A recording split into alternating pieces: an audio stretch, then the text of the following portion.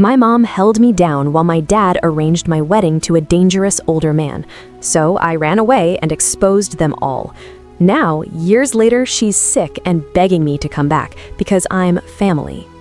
In the wealthy, gated communities of Westchester, New York, the silence isn't just peaceful, it is expensive. It is a heavy, suffocating blanket that smothers the screams of anyone who doesn't fit the perfect image. My name is Alarm, and I grew up in a house where the clocks didn't tick, they judged. My father was a titan in the tech world. To the public, he was a visionary, a philanthropist, a man who built the future. But inside our $5 million fortress, he was a king from a century that should have been dead and buried. In our world, daughters were not humans. We were assets. We were a way to bridge alliances between powerful families, traded like stocks on a market where the only currency was honor and purity. I remember being 6 years old, sitting on a velvet stool while my mother applied skin lightening cream to my face. The chemicals burned, a sharp, stinging sensation that made my eyes water. "Don't cry, Alara," she would whisper, her voice as dry as parchment. "A bride must be like a pearl, white, smooth, silent." That was the first time I heard that word, bride. It sounded like a death sentence even then. By the time I was 10, I knew the rules of the game. We were forbidden from playing sports because it might damage us. We were forbidden from having friends outside our community because they were contaminated by Western rot. And most importantly, we were forbidden from eating more than was absolutely necessary to survive. Why? Because in my father's kingdom, the moment a girl hit puberty, her childhood ended. The blood, as they called it, was a starting pistol for an auction. I watched my older sister, Elena, go through it first. She was 14, a brilliant girl who could solve a Rubik's Cube in 30 seconds. Then the blood came. My mother didn't explain what was happening to her body. She didn't offer a hug. Instead, she threw a feast. Within 2 weeks, Elena was promised to a man named Mr. Al-Sayed.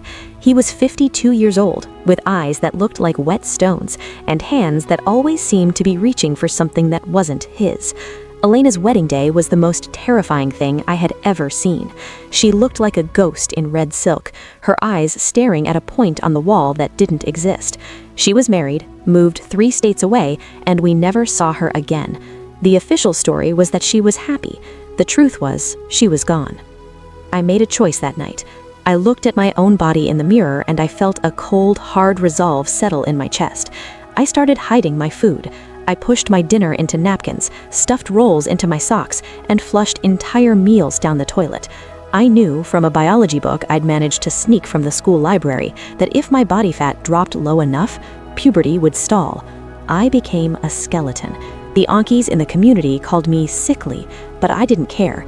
Every day without the blood was a day I was still free. School was my only window into the real world, though even that was a cage. My father's driver dropped me off at the front door and picked me up the second the bell rang. I was never allowed to stay for clubs or sports, or even to talk to a boy. But they couldn't stop me from reading. In the back corner of the Jefferson High Library, hidden behind a stack of dusty encyclopedias, I found my weapon. It was a chemistry textbook from 1994. Someone had used it as a hiding place for a pamphlet from a local women's shelter. I remember the title in bold blue letters, "Your Rights in the United States." I read those words until they were burned into my retinas. Mandatory reporting, child protective services, the right to bodily autonomy. These concepts were like alien technology to me. I learned that in this country, it didn't matter what my father's culture was. It didn't matter what the council said. If a man tried to force a 15-year-old girl into a bedroom, it was a crime. But I also knew that if I just walked into the police station, I would lose. My father had lawyers who cost $1,000 an hour. He would tell me I was disturbed. He would tell me I was delusional. I needed a network. I needed to build a bridge for the other girls who were starving themselves just like me. I started the study circle. Every Tuesday after the final bell, 5 of us would meet in the park. To any passerby, we were just 5 girls in long, modest skirts huddled over textbooks. But underneath the covers of our math books, I was distributing the shadow map. I had spent months handwriting instructions on how to survive.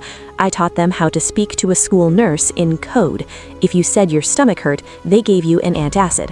But if you said you were fearful of the evening, that was the trigger word we agreed on with a sympathetic counselor I'd scouted. I taught them how to hide an escape kit, a change of clothes, $50 in stolen cash, and a burner phone inside the ceiling tiles of the third-floor girls' bathroom. We were an underground railroad running right through one of the wealthiest school districts in America. We were the architects of shadows.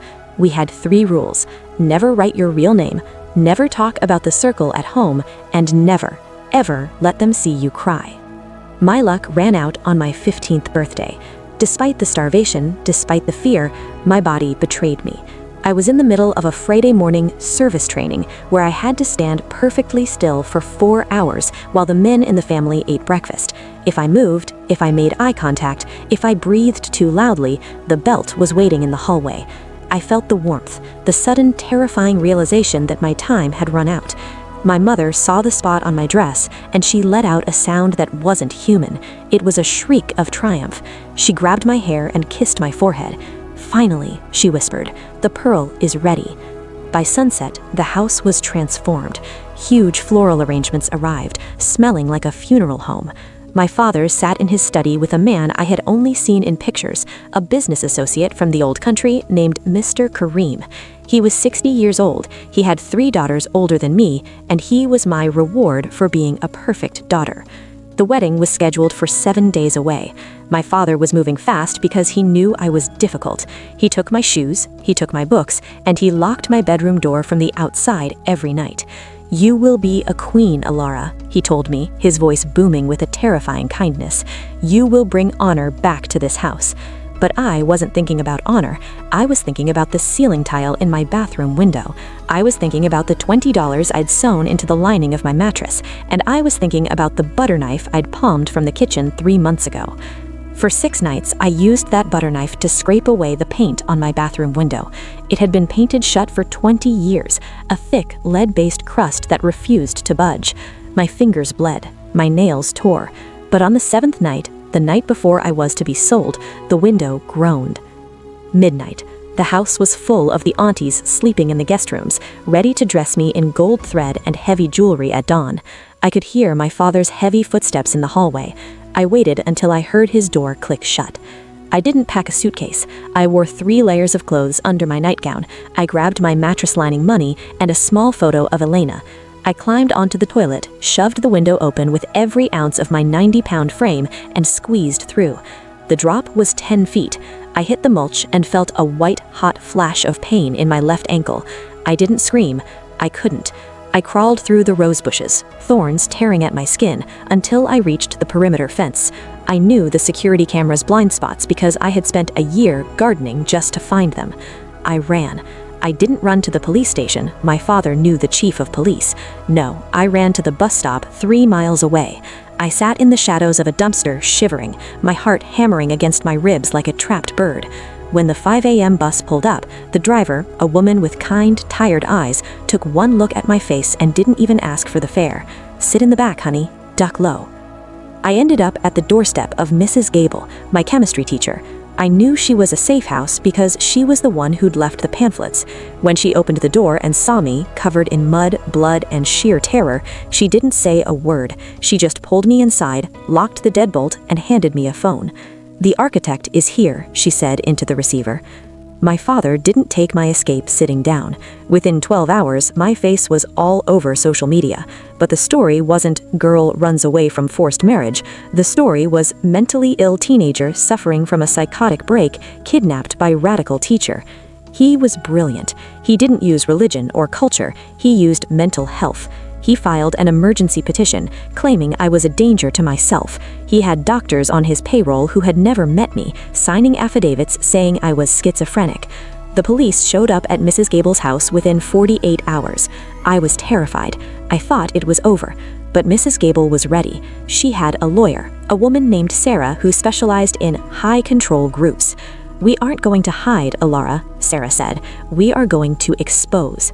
The courtroom battle lasted 3 months. My father sat on the left side, surrounded by men in dark suits, looking like the victim of a terrible tragedy.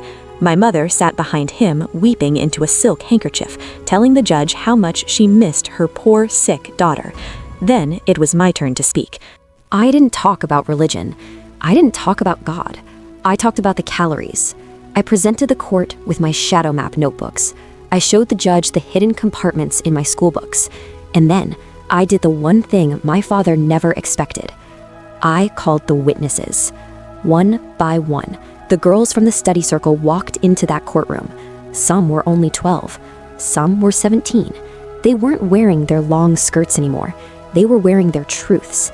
They told the judge about the wife skills they were forced to learn. They told him about the older men they were promised to. And then, the ultimate blow. Alina walked in. My sister, whom my father said was happy in the old country, had been found by Sarah's investigators in a basement apartment in New Jersey, scarred and broken, but ready to speak. When she looked our father in the eye and said, "You sold me," the entire courtroom went silent. I won. I got my emancipation. I got a permanent protective order. My father lost his job, his reputation, and his kingdom. But the victory felt hollow when I realized that for every girl in that courtroom, there were 10,000 more still trapped in perfect houses with perfect lawns. Today, I am 22. I have a degree in social work, and I have a new name that my father will never find. But the shadow map didn't die with my case. It is now a digital network. We have architects in every major city in the United States. We use encrypted apps and hidden websites. We teach girls how to be their own heroes. We teach them that honor is something you give yourself, not something a man takes from you. Sometimes at night, I'll get a notification on my phone. It's a code blue.